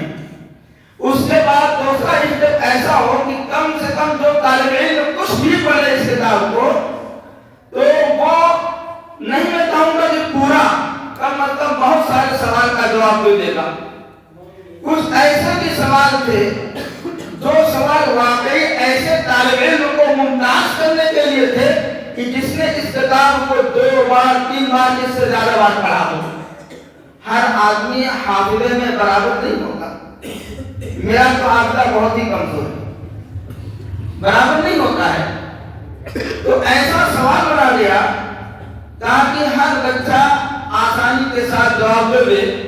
और अल्हम्दुलिल्लाह जब किताब बच्चों की कॉपी जांची गई तो वाकई बहुत ही खुशकुन बातें नजर आई। बहुत अच्छा बच्चों ने लिखा था, बहुत अच्छी मेहनत किया था। यकीनन मैं उन मेहनतों को देख करके ये तो मैं कह ही नहीं सका कि ये 1-1.5 महीने के अंदर बच्चों की कोशिश है, वाकई बहुत अच्छा। और इसके बहाने से हमारे तलबा इनकार हदीस की कुछ सूरतों को और इनकार हदीस का जो तसलसल नबवी से आ रहा है उसमें तो जरूर वाकिफ हुए हैं। लेकिन यही तलबा की जिम्मेदारी खत्म नहीं होती है, बल्कि एक और जिम्मेदारी सनुल्की अलैह का कौलन सकीला, यानी यूं कह लीजिए कि इससे बड़ी जिम्मेदारी जब आप फारिग होंगे तो आपके कंधे पे आएगी, वो है दावत तबलीग। दावत तबलीग के मरहले में आपकी मुलाकात किस आदमी से हो जाए आप नहीं जानते। कैसे कैसे लोग मिलते हैं, उल्टा पलटा सीधा तिरछा मीठा सब सवाल करते रहते हैं। अगर आप मुतमक्किन फिल उलूम नहीं होंगे तो आप जवाब नहीं दे पाएंगे। इसलिए ये जो सिलसिला शुरू हुआ है, इंशाअल्लाह ये सिलसिला जारी रहेगा और इंशाअल्लाह हमारे जो मुखज्जल हज़रात हैं या जो हमारे असातिज़ा हैं या जिन लोगों ने इसमें कोशिशें की हैं और इनामात जैसे गरा कदर चीजों से बच्चों को नवाजा है, वो इस मैदान में जरूर हमारा साथ देंगे। और हम इसके बाद जो किताब पेश करेंगे इंशाअल्लाह, यकीनन वो किताब आपको इनकार हदीस की सब सूरतों को बता देगी कि कितनी इसकी सूरतें हैं, कैसे है,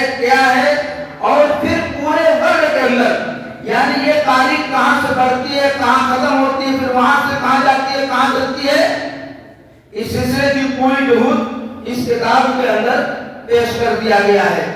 وہ کتاب ہے جناب مولانا محی الدین صاحب قادری حفظہ اللہ کی دفاع سنت انکار حدیث کی قدیم و جدید کوششوں کا جائزہ.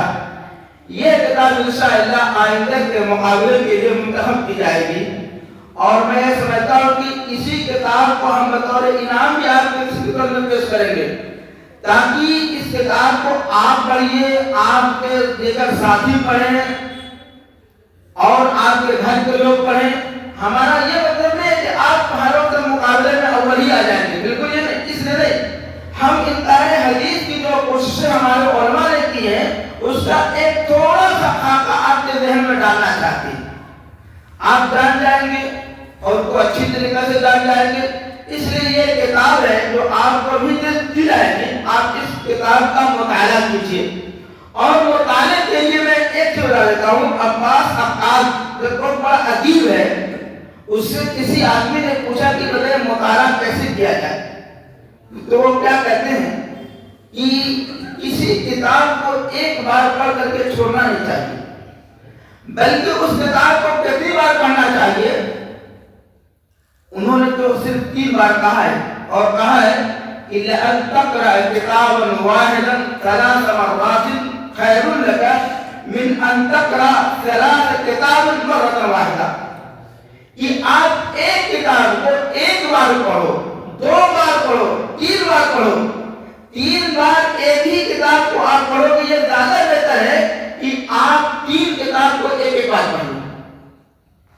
آپ کے ذہن میں بات نہیں بیٹھے گی. جب 3 بار 4 بار 5 بار پڑھو گے تب ذہن بیٹھے گی.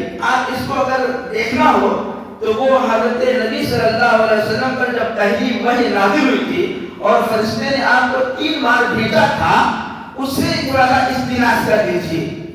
تو یہ کتاب جو آپ کے سامنے مقدم کی جا رہی ہے, انشاءاللہ یہ آئندہ کسی پروگرام کے اندر اس کا اعلان آئے گا کہ اس کا امتحان کب ہوگا, کیسے ہوگا, کہاں ہوگا, ساری ڈیٹیلز انشاءاللہ آپ کو عمر صاحب دے دیں گے. میں طلبہ سے یہی گزارش کروں گا کہ جو کتاب آپ کو دی جائے گی آپ اس کو پڑھیے, مطالعے میں رکھیے, کیونکہ آپ بخاری, مسلم, ابو داؤد, ترمذی جیسی جو کتابیں پڑھتے ہیں, ان کتابوں کے سمجھنے میں یہ دونوں کتابیں بڑی مفید ہوں گی, بلکہ اور بھی کتابیں مفید ہوں گی. حدیث کے بارے میں ہمارے سلف کی کیا خدمات ہے, آپ اس کو پل بھر کے مقام میں جان جائیں گے. بہت زیادہ آپ کو ٹائم لگانا پڑے گا, تھوڑا تھوڑا 2 صفحہ آپ پڑھیے, 2 4 مرت پڑھیے, اس کا خلاصہ بھی کرتے جائیے. آپ خلاصہ کرتے جائیں گے تو آپ کی ایک کتاب بن جائے گی. آدمی ایسے مصنف بنتا ہے کہ کوئی کتاب موٹی سی پڑھتا ہے, بغل میں کاپی رکھ لیتا ہے, اور پھر اس کے بعد وہ خود ایک کتاب بن گئی. تو آپ لوگ اس کتاب کو پڑھیے اور اس کتاب سے فائدہ اٹھائیے. انشاءاللہ تعالی دیکھیے, آپ بہت پڑھتے ہیں کہ جو آدمی محنت کرے گا اسی کو فائدہ حاصل ہوتا ہے. بقدر القدر تکتسب المعالی, یہ ایک اصول ہے. اس اصول کو آپ اپنے ذات پر رکھیے, اور اس کے ساتھ تھوڑا سا ایک اور ہلکا کام کیجیے. نماز کے فرائض جو آپ کریں اس کی پاسداری کیجیے, وقت سے پڑھیے, اور اگر ہو سکے تو آپ رات کو جب فجر کی اذان ہوتی اسی وقت اٹھ جائیے. اٹھنے کے بعد وضو کر کے صرف 2 رکعت تہجد پڑھنے کی عادت ڈالیے. 2 رکعت صرف تہجد پڑھنے کی آپ عادت ڈالیے. اس تہجد کا فائدہ کتنا ہوگا آپ کو اگر پڑھنا ہوگا تو امام احمد رحمۃ اللہ علیہ کے عہد میں آپ کو آنا پڑے گا. جب ان کے پاس ایک طالب علم آتا ہے تو انہوں نے دیکھا کہ لوٹے کے اندر پانی ہے, بالکل وضو کیا نہیں ہے, تو اس کو بڑی اچھی نصیحت کی. وہ نصیحت آپ کو معلوم ہو جائے کہ کتابوں کے اندر موجود ہے. تو میں آپ لوگوں کو بہت مبارکباد دیتا ہوں, اور خاص طور سے جن لوگوں کا نمبر آیا ہے تو ان کو بھی, اور جن لوگوں کا نہیں آیا ہے ان سے یہ کہوں گا کہ دیکھیں نا امید ہونے کی ضرورت نہیں ہے. ہم جب بچے تھے, چلنے کا ڈھنگ ہم سیکھ رہے تھے تو کئی بار گرتے تھے, پھر اٹھتے تھے, پھر گرتے تھے, پھر اٹھتے تھے, لیکن 2 سال اور گزرا تو ہم اچھی طرح چلنے لگے. اس لیے آپ لوگ محنت کیجیے اور جو آپ کا واقعی اللہ تعالیٰ نے آپ کے لیے جو کچھ مقدر کر رکھا ہے دنیا میں آپ کو ضرور ملے گا۔ میں اسی بات پر اپنی تقریر کو ختم کرتا ہوں، میں خداخواہ کرتا ہوں اللہ تعالیٰ سے آپ کے لیے دعا گو ہوں، آپ کے والدین کے لیے دعا گو ہوں، اس مجلس میں جتنے لوگ موجود ہیں ان کے لیے دعا گو ہوں، اور ان ائمہ کرام کے لیے بھی دعا گو ہوں جنہوں نے اس حدیث کے بارے میں خدمات کی اور اپنی تحریروں کے ذریعے سے ہمارے لیے ایک روشن راہ چھوڑ رکھی ہے۔ ربنا اغفر لنا ولإخواننا الذين سبقونا بالإيمان ولا تجعل في قلوبنا غلا للذين آمنوا إنك رؤوف رحيم۔ هذا وصلى الله وسلم على خير خلقه محمد وآله وصحبه أجمعين۔ جس کتاب کی تیاری کا اعلان کیا گیا ہے دفاع سنت انکار حدیث کی قدیم و جدید کوششوں کا جائزہ، اس کے مؤلف ہیں شیخ زید الرحمن غازی حفظ اللہ، جن کی سب سے پہلی تقریر جن کی ہوئی تھی، یہ شیخ محترم ہیں۔ یہ کتاب 2 جلدوں میں ہے، 2000 صفحات پر یہ کتاب مشتمل ہے۔ طلبہ کرام اس کتاب کی تیاری آج ہی سے شروع کریں۔ اب میں بڑے ہی ادب سے ڈاکٹر عبدالغفار سلفی حفظ اللہ سے گزارش کروں گا کہ وہ کتاب فرمائیں۔ شیخ محترم کا تعارف شخصیت متعلق تعارف نہیں ہے، آپ شعبہ بیان مقرر ہیں، پورے ہندوستان بیرون ہند آپ کی شخصیت جانی اور مانی جاتی ہے۔ ڈاکٹر عبدالغفار سلفی صاحب۔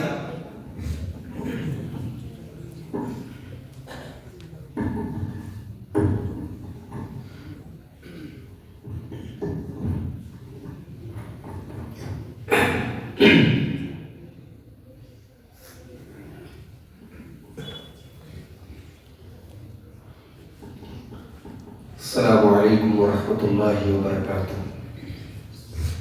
الحمد للہ رب العالمین والعاقبۃ للمتقین والصلاة والسلام علی سید الانبیاء والمرسلین نبینا محمد وعلی آلہ وصحبہ اجمعین، اما بعد۔ اعوذ باللہ من الشیطان الرجیم، بسم اللہ الرحمن الرحیم۔ وَأَنزَلْنَا إِلَيْكَ الذِّكْرَ لِتُبَيِّنَ لِلنَّاسِ مَا نُزِّلَ إِلَيْهِمْ۔ صدر محترم، علماء کرام، عزیز طلبہ، محترم مہمانان گرامی، بزرگوں اور دوستوں، آج کی یہ مجلس الفاروق آرگنائزیشن کے زیر نگرانی یہ جو کتاب میرے سامنے رکھی ہے، مولانا امین حسن اصلاحی اپنے حدیثی و تفسیری نظریات کی روشنی میں اس کتاب کو طلباء کے درمیان اس کتاب کی روشنی میں ایک مسابقہ کرایا گیا، اور آج اسی مسابقے کے نتائج کا اور انعامات کے اعلان کا یہ پروگرام ہے۔ اور آج کے اس پروگرام میں مجھے آپ کے سامنے ایک مختصر سی تاثراتی گفتگو کرنے کا حکم ملا ہے۔ محترم حضرات، شریعت 2 چیزوں کا نام ہے، قرآن اور سنت۔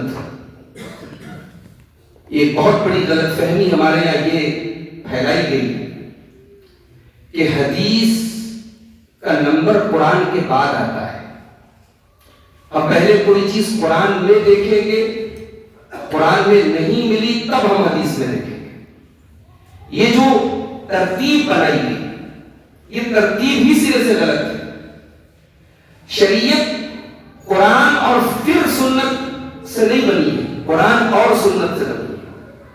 بہت سارے احکام ایسے ہیں جو قرآن میں مذکور نہیں ہیں، وہ صرف حدیثوں میں ذکر ہیں، اور امت ان کو مانتی ہے، اور صحابہ کرام سے لے کر آج تک امت کا اجماع رہا ہے ان مسائل کو۔ تو یہ جو بلا آئی حدیثوں کے انکار کی، اس میں سب سے بڑا جو فیکٹر تھا وہ کیا تھا؟ عقل کو بنیاد بنایا گیا، حدیثوں کو عقل کی کسوٹی پر رکھا گیا کہ صاحب یہ حدیث عقل میں نہیں آتی، یا کہیں کہیں حدیثوں کا انکار یہ کہہ کر کے کیا گیا کہ یہ حدیث قرآن کے خلاف ہے۔ حالانکہ یہ پاسبل ہی نہیں ہے کہ ایک صحیح حدیث قرآن کے خلاف ہو۔ وہ جن لوگوں نے اس کو قرآن کے خلاف قرار دیا ان کے دماغوں کا قصور تھا، ان کی عقلوں کا قصور تھا۔ ایک صحیح حدیث اللہ کے رسول کا فرمان ہوتی ہے، اور رسول کا فرمان اللہ کے فرمان کے خلاف کیسے ہو سکتا ہے جب اللہ قرآن میں بار بار کہہ رہا ہے من یطیع الرسول فقد اطاع اللہ، جو رسول کی اطاعت کرے گا وہ اللہ کی اطاعت کرے گا۔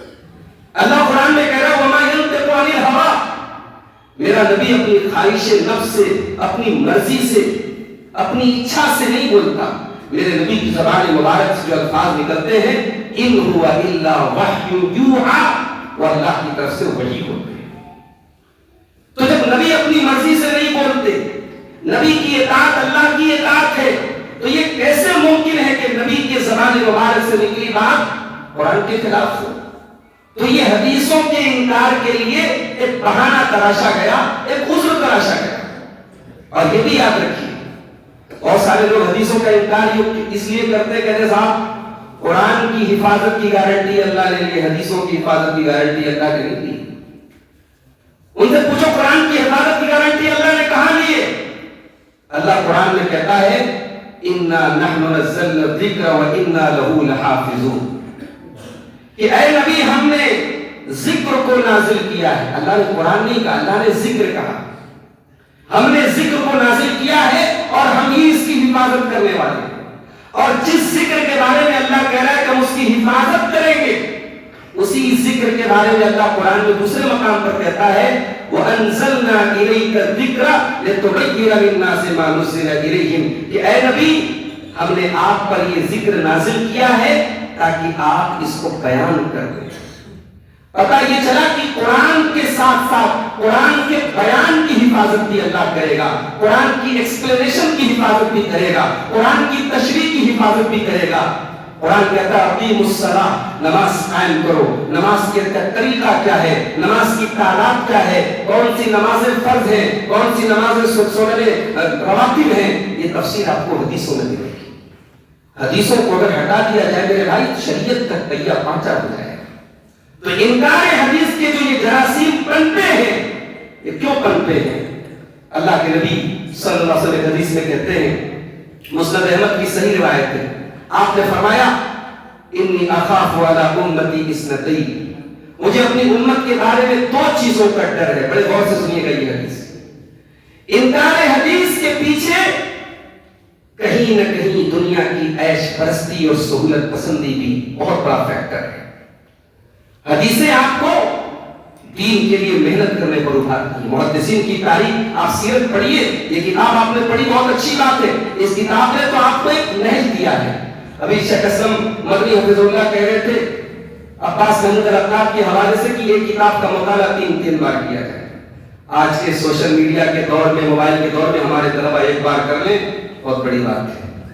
اللہ معاف کرے آج موبائل نے ہم سب کو، میں عوام کی بات کیا کروں، لائبریریاں بند ہو گئی، لائبریریاں بند ہو گئی، کتابیں دھول کھا رہی ہیں۔ آج کون؟ آج تو صاحب بڑے فخر سے کہتے ہمارے پاس فلاں کتاب کا PDF ہے، بس PDF ہے، اس کو پڑھا کتنی بار جاتا ہے اللہ ہی بہتر جانتا ہے۔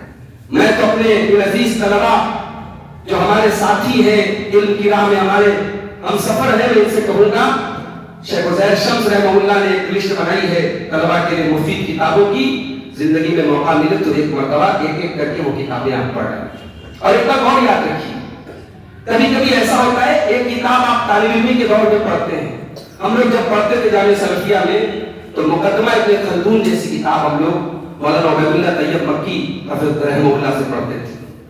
اب وہ زمانہ طالب علمی کا زمانہ تھا، سوچ اور سمجھ اور شعور بھی کمزور تھا، تو ہم لوگ اس کتاب کو بس ایک سلیبس کے طور پر، ایک نصاب کے طور پر پڑھتے تھے۔ بعد میں جب تھوڑی میچورٹی آئی، تھوڑا شعور پختہ ہوا، ہم نے دیکھا کہ بھئی علامہ ابن خلدون کی اس کتاب کی بڑی تعریف کی گئی ہے۔ اس کے بارے میں علماء نے کہا کہ تاریخ کے فلسفے کو سمجھنے کے لیے اس کتاب کو پڑھنا بہت ضروری ہے۔ تو جب ہم نے طالب علمی کے دور میں پڑھا، اس زمانے میں تو بس ہم نے رٹا مارنے کے لیے پڑھ لیا، امتحان دینے کے لیے پڑھ لیا۔ جب بعد میں 10 سال کے بعد اس کتاب کو پڑھا تو سمجھ میں آیا کہ ہاں یہ کتاب کیا ہے۔ تو ایسا بھی ہوگا کہ یہ کتاب آج آپ پڑھیں گے آپ کو لگے گا کہ یار اس میں کیا لکھا ہوا ہے، لیکن آپ جب تھوڑے اور پختہ ہوں گے، تھوڑا شعور اور آپ کا بیدار ہوگا، تب آپ کو اس کتاب کی قدر و قیمت سمجھ میں آئے گی۔ تو میرے عزیزوں، کتابوں کا آپ مطالعہ کیجیے۔ میں عرض یہ کر رہا تھا کہ اللہ کے نبی صلی اللہ علیہ وسلم نے فرمایا کہ میں اپنی امت کے بارے میں 2 چیزوں سے ڈرتا ہوں، اللبن والقرآن۔ ایک سے ڈرتا ہوں. یہ بڑی عجیب بات ہے. یہ مسند احمد کی صحیح روایت ہے. اللہ کے نبی کہہ رہے ہیں میں اپنی امت کے بارے میں دودھ سے ڈرتا ہوں. کیا مطلب بھائی؟ دودھ پینا حرام ہے کیا؟ آگے اللہ کے نبی کہتے ہیں اما اللبن فیبتغون الریف ویتبعون الشہوات ویترکون الصلوات. دودھ کے چکر میں لوگ دیہاتوں کی تلاش کریں گے. لوگ شہروں کو چھوڑ کے دیہاتوں میں جائیں گے تاکہ وہاں دودھ ملائی ملے اور ہماری شہوتیں پوری ہوں اور جماعت اور جمعہ ہمارا چھوٹ جائے, ہمیں نمازیں نہ پڑھنی پڑے, نمازوں سے دور بھاگیں گے. اس کا مطلب یہ ہوا کہ آرام پسندی کی خاطر, سہولت پسندی کی خاطر, اپنے جسم کی تسکین کی خاطر, مشقتوں سے بچنے کی خاطر لوگ حدیثوں کا انکار کریں گے. حدیث پڑھانے والا محنتی ہوتا ہے. علم حدیث سے شغل رکھنے والے محدثین کی تاریخ آپ پڑھیے, وہ آرام پسند نہیں تھے.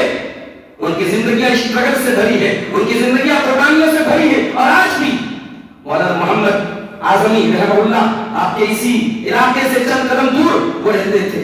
آپ کو معلوم ہے کہاں قطر سے اور سعودی سے اور دبئی سے ان کو لوگ بائی فلائٹ بلاتے تھے حدیث پڑھنے کے لیے. یہ حدیث کی ساری کتابیں موجود ہیں, لیکن صرف اس لیے کہ ان کے پاس مولانا ابوالقاسم صاحب بنارسی کی وہ سند تھی تو ایک واسطے سے سید نذیر حسین محدث دہلوی تک پہنچتی تھی. اس سند کے حصول کے لیے, اس کو محدثین کی اصطلاح میں سند عالی بولتے ہیں, اس سند کے حصول کے لیے لوگ لاکھوں خرچ کر کے ان کو بلاتے تھے کہ ان کے پاس آتے تھے اور حدیث سیکھتے تھے. یہ حدیث سے جس کا تعلق ہوگا وہ آرام پسند نہیں ہوگا. اللہ کے نبی کہہ رہے ہیں مجھے اپنی امت کے بارے میں ڈر ہے کہ دودھ پینے کے چکر میں یا آپ یہ کہہ لیجیے کہ سہولتوں کے چکر میں لوگ نمازوں کو چھوڑیں گے, جمعہ اور جماعت کو چھوڑیں گے. آج ہمارے طلبا, ان طلبا میں بہت سارے ایسے جینیس طلبا بھی ہوں گے جن سے امت کو بڑی امیدیں ہیں. مجھے کہنے دیجیے آج اس پلیٹ فارم سے کہ ہمیں بہت افسوس ہوتا ہے کہ جب یہ طلبا ان کی صلاحیت جواہر لال نہرو یونیورسٹی میں اور جامعہ ملیہ اسلامیہ میں اپنی بہترین صلاحیتوں کو جب یہ لے کر وہاں جاتے ہیں اور یونیورسٹی کے ہو کے رہ جاتے ہیں, 10 سال تک حدیث پڑھانے کے بعد ان طلبا سے امت کو کوئی فیض نہیں ملتا, منبر کو کوئی فیض نہیں ملتا, محراب کو کوئی فیض نہیں ملتا. ان کا تعلق جمعہ اور جماعت سے کٹ جاتا ہے. بہت بڑا المیہ ہے امت کے لیے میرے پیارے ساتھی. اگر آپ کی دنیا کی آرام پسندی اگر آپ کو ملت کے درد سے دور کر دے, جمعہ اور جماعت سے دور کر دے, مسجدوں سے دور کر دے, تو میرے پیارے ساتھی بہت گھاٹے کا سودا ہے. نبی کو ڈر اپنی امت کے بارے میں. آپ نے کہا دودھ ملائی کے چکر میں لوگ جماعتوں کو چھوڑیں گے, نمازوں کو چھوڑیں گے, لوگ دیہاتوں میں جائیں گے تاکہ دودھ ملائی ملے اور جماعت اور جمعہ نہ پڑھنا پڑے. اور دوسرا ڈر کیا تھا؟ دوسرا ڈر نبی کو قرآن کے بارے میں تھا. جی ہاں, نبی کو قرآن کے بارے میں ڈر تھا. کیا ڈر تھا؟ وَيَتَعَلَّمُهُ الْمُنَافِقُونَ, اس قرآن کو منافق لوگ سیکھیں گے.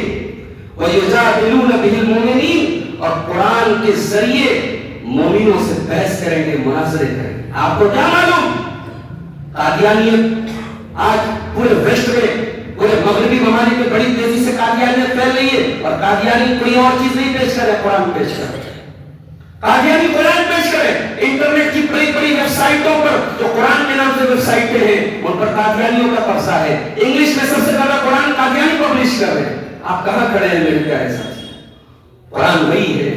قرآن کو اہل باطل اپنی دلیل بنا کے پیش کر رہے ہیں. وہ ایمان والوں سے اور اہل حق سے مناظرے کر رہے, بحث کر رہے, قرآن کی غلط تعبیریں کر کے, قرآن کے اندر معنوی تحریف کر کے.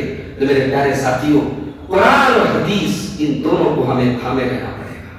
یہ آواز جب تک اٹھی ہے اس حدیث کو ہم نہیں مانیں گے, چاہے وہ مولانا امین احسن اسلائی کا معاملہ ہو, چاہے مولانا حسن جہاد پوری کا معاملہ ہو, چاہے مولانا مودودی کا معاملہ ہو, یا عالم عرب کے وہ علماء جن کو آج بڑا نام اور جن کی بڑی عزت اور قدر کی نگاہ سے دیکھا جاتا ہے, ان عالم عرب کے وہ علماء جن کے یہاں انکار حدیث کے جراثیم پائے گئے. میرے پیارے ساتھیوں, امت کو بڑا نقصان پہنچا ہے. اور میں سمجھتا ہوں کہ ہمارے طلبا کو اور عوام میں بھی جن کا علمی لیول تھوڑا ہائی ہے, ان کو ان نظریات سے واقفیت ضروری ہے, تاکہ وہ جیسے جیسے دور آگے بڑھے گا انکار حدیث کا یہ معاملہ بھی نئی نئی شکلوں میں جنم لیتا رہے گا. ہمیں اس سے ہوشیار رہنے کی ضرورت ہے میرے پیارے ساتھی. آخر میں یہی عرض کروں گا، اللہ کے پیارے نبی صلی اللہ علیہ وسلم کی سنتیں، ان کو ہم حرز جا بنائیں، ان کو ہم نبی کی حدیث سے محبت، ہم اپنے آپ کو اہل حدیث بولتے ہیں، معاف کیجئے گا، اہل حدیث کو چند چیزوں کو ہم نے علامت بنا لیا، چند مسائل کو ہم نے علامت بنا لیا۔ اہل حدیث کی اصل پہچان جو اللہ کے پیارے نبی نے حضرت ابو ہریرہ سے کہا تھا، جب ابو ہریرہ رضی اللہ تعالیٰ عنہ نے کہا تھا کہ اے اللہ کے نبی، وہ کون سا انسان ہوگا جو قیامت کے دن آپ کی شفاعت حاصل کرے گا؟ من اسعد الناس بشفاعتک یا رسول اللہ، اے اللہ کے رسول، وہ کون سا خوش نصیب ہوگا جو قیامت کے دن آپ کی شفاعت حاصل کرے گا؟ تو اللہ کے پیارے حبیب نے کیا کہا صلی اللہ علیہ وسلم؟ آپ نے کہا تھا کہ اے ابو ہریرہ، لقد ظننت یا ابا ہریرہ ان لا يسألنی عن هذا الحدیث احد اول منک، اے ابو ہریرہ مجھے یقین تھا کہ یہ سوال اگر سب سے پہلے کوئی کرے گا تو تم کرو گے، لما رأیت من حرصک علی الحدیث، کیونکہ تمہارے اندر حدیث کو سیکھنے کی تڑپ ہے، وہ تڑپ ہمارے اندر بھی ہونی چاہیے میرے بھائی، حدیث کو سیکھنے کی طرف، حدیث کو جاننے کی طرف اور پھر حدیث پر عمل کرنے کی طرف ہمارے اندر ہونی چاہیے۔ وہ کہاں گئے وہ اہل حدیث جو راتوں میں تہجد پڑھتے تھے؟ وہ کہاں گئے اہل حدیث جن کے اخلاق و کردار اور جن کے معاملات میں عمل بالحدیث کا نمونہ ظاہر ہوتا تھا؟ میرے عزیزوں، ہمیں حدیث سے وہ محبت ہونی چاہیے۔ اللہ سے دعا ہے رب العالمین ہمارے وہ تمام طلباء اور طالبات جنہوں نے اس مسابقے میں حصہ لیا ہے، اللہ ان کی اس کوشش کو قبول فرمائے، اللہ مزید ان کو خیر کے کاموں میں بڑھ چڑھ کر کے حصہ لینے کی توفیق عطا فرمائے، اور ہمارے وہ تمام برادران جن کی کوششوں سے یہ مسابقہ منعقد ہوا ہے اور انشاءاللہ آگے بھی ہوتا رہے گا، اللہ ان کو مزید طاقت اور حوصلہ دے اور اہل خیر حضرات کو ان کا بھرپور تعاون کرنے کی توفیق عطا فرمائے۔ آمین۔ وآخر دعوانا الحمدللہ رب العالمین۔ السلام علیکم ورحمۃ اللہ۔ میں حصہ لیا تھا اور امتحان میں شریک ہوئے تھے جن کی تعداد طلباء و طالبات کی تعداد 45 تھی۔ اب میں پوزیشن کا اعلان کر رہا ہوں۔ چوتھی پوزیشن ہے عثمان غنی ابوالکلام، متعلم جامعہ عالیہ عربیہ، ان کا تعلق بنگال سے ہے۔ میں شیخ زید الرحمان غازی حفظ اللہ سے گزارش کرتا ہوں کہ وہ اس طالب علم کو اپنے ہاتھ سے انعام دے۔ عثمان غنی ابوالکلام بنگال، جلدی وقت کم ہے، اذان اور نماز اپنے وقت پہ ہونا ہے۔ تیسری پوزیشن مقرر ہے اصغر علی بن ابو طلحہ بہار، جامعہ اسلامیہ فیض عام مئو، محمد عبید والد شیخ مازک نیپال، متعلم جامعہ عالیہ عربیہ مئو۔ میں ڈاکٹر عبدالغفار سلفی حفظ اللہ سے گزارش کروں گا کہ وہ اپنے ہاتھ سے انعام دیں۔ جلدی کرو گا۔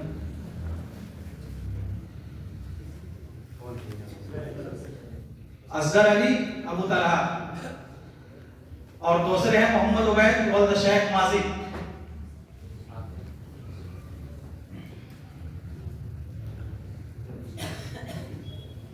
دوسری پوزیشن ہے صدیقہ رقیہ بنت عبدالحفیظ بنارس، متعلمہ کلیہ فاطمہ الزہرا اسلامیہ للبنات مئو۔ ان کے ذمہ دار ان کا انعام لیں گے۔ میں گزارش کروں گا شیخ عطا الرحمان مدنی حفظ اللہ سے کہ وہ اپنے ہاتھ سے ان کے ذمہ دار کو انعام دیں گے۔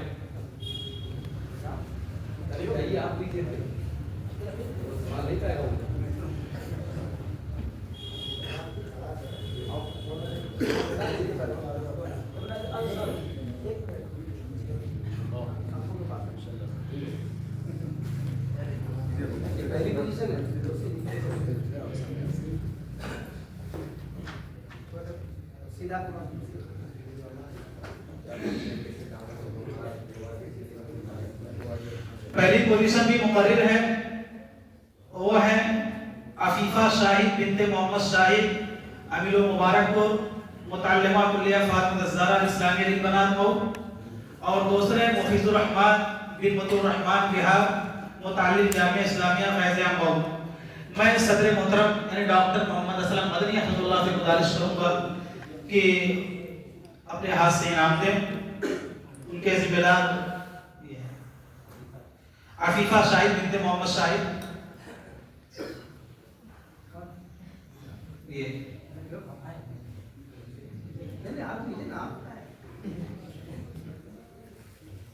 دوسرے ہیں مفیض الرحمان बिन मुतीउर रहमान बिहार मुतालिम जामिया इस्लामिया फैज़-ए-आम। इन तलबा के जो नंबरात थे 82 नंबर से लेकर के 87 नंबर तक थे और इन तलबा ने पोजीशन हासिल की है। इसी तरह से जिन तलबा के नंबर 60 से लेकर 79 तक थे उनको खुसूसी इनाम दिए जा रहे हैं। मैं नगर पालिका परिषद मऊ के मेंबर जनाब शेख रहमान पहलवान से गुजारिश करूंगा कि वो आए और अपने हाथों से तलबा को इनाम दें। वहीदुज़्ज़मा फैज़ुद्दीन शेख बंगाल मुतालिम जामिया इस्लामिया फैज़-ए-आम मऊ।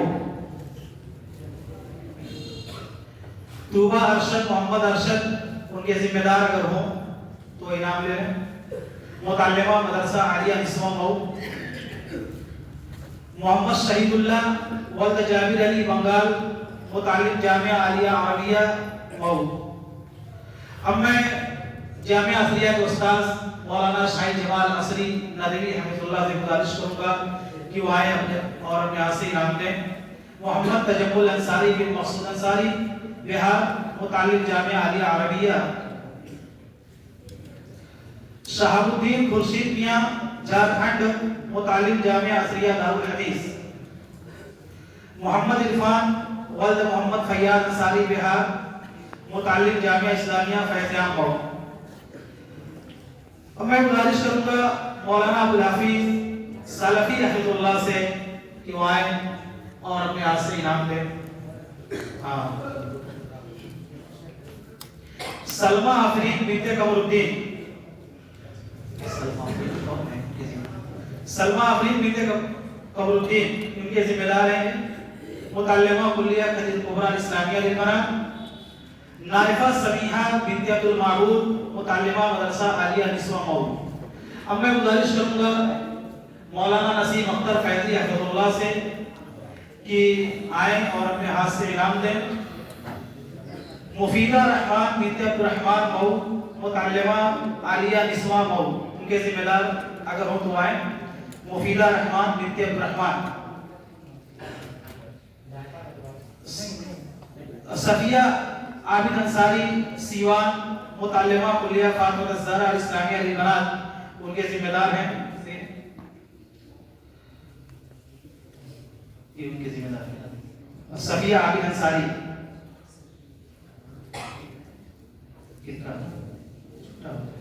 मोहम्मद जुल्फ़िकार वल्द शौकत अली मऊ मुताल्लिम जामिया आलिया अरबिया मऊ।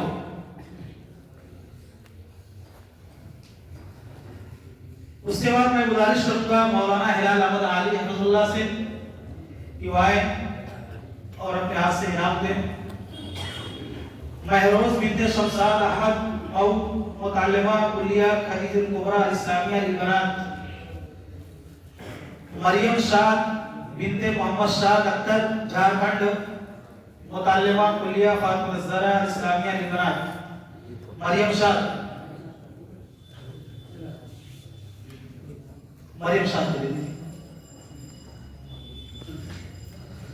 अब मुसाफिर में शरीक होने वाले तलबा की तादाद 27 है। वक्त अभी बहुत कम है। मेरे ख्याल से वक्त पे अजान होगी और अजान के बाद वो तलबा के उमर साहब जो कन्वेनर है इस तंजीम के इनसे अपने इनामात को हासिल कर लें।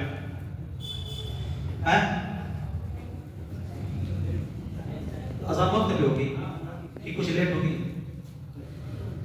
कितना आपको लगेगा? 5 मिनट लगेगा। जी, तो मैं गुजारिश करूंगा इस मस्जिद के जो मुअज्जिन हैं जनाब शकील अहमद साहब को आए और अपने हाथ से इनाम दें। रबीउल इस्लाम बिन मुजीबुर रहमान बंगाल। मोहम्मद फरहान वल्द जुल्फ़िकार अहमद। रहीमा तबस्सुम बिनते जमील अहमद। चूंकि वक्त कम है इसलिए बहुत तफसील से नहीं जा रहा हूँ। मोहम्मद तनवीर बिन मुख्तार आलम बिहार। साजिद खान बिन शफीक खान धर्मनगर।